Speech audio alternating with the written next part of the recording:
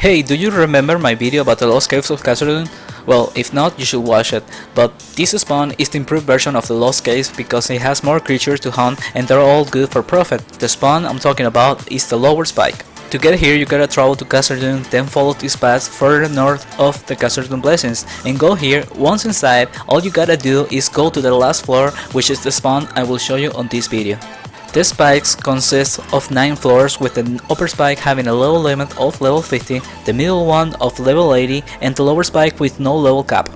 The lower spike has 3 floors, all with very similar content. However, I found the third floor to have the best spawn for a paladin, especially of a level 120 average.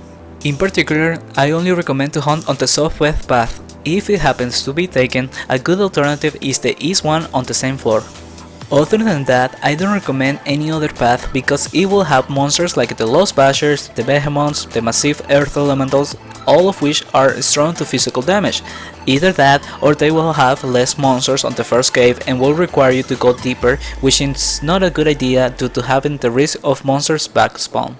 I only have the recordings of this side because at that level I tried a little bit the other places and they were all inferior in experience or loot, so I stuck to hunting on this area only. The creatures you will find on this area are worms, lost hushers, lost throwers, drill worms, bull congress, and enslaved dwarves, which are the hardest creature on this cave. At this level I hardly ever needed to go to the next cave to the south. However, this was a long time ago without the quick loot, which means nowadays even if you're at around this level or lower, it's more likely that you will need to hunt at least both caves. The next one has Lost Bashers, Dragon Lords, and Behemoths, as well as the previously mentioned creatures, so be careful whenever you start looting from the next caves, since there will always be monsters back spawning. Besides this, there's not much to talk about this spawn, as you should only be hunting the first 2 caves, and that will be enough. Always try to lure and kill monsters towards the entrance of the lower spike for safety reasons. Moving on to the stats. Starting with the loot, this is a great place for profit, especially during a double loot, because most of the drops are creature product, gems, and gold. They drop a variety of small rares with decent value and quite often as well, so it's always a good place to hunt if you're running low on cash.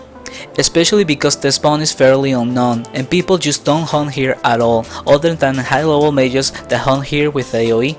Also, it's a good thing to know beforehand that the Bull Congress drop blazing bones, which should have a decent price at the market of your server because they are used for fire protection imbuements, so make sure you sell them on the market and not to an NPC. Same can be applied to the fairy hearts, but these might have a lower demand. Here's a screenshot of a hunt I did of like 1 hour and 40 minutes. As you can see, I looted pretty much everything, and after selling it, this is what I got. I must point out that when I was hunting here, my server was too new to have a demand for fairy hearts or blazing bones. Also, I didn't expect them to be valuable later on, so I sold them to an NPC like a noob. At the current prices of my server, that will be another 26k, which is like 80k profit an hour on this spawn. For the supplies, you should bring roughly 800 arrows or bolts if that's what you prefer, a dwarf ring, 90 stroke mana potions, and a couple of avalanche runes to break the invisibility of the lost hunters, but that's optional. Keep in mind that I had 2 tier 1 mana leech imbuements, so if you have better imbuements, you will use much less potions.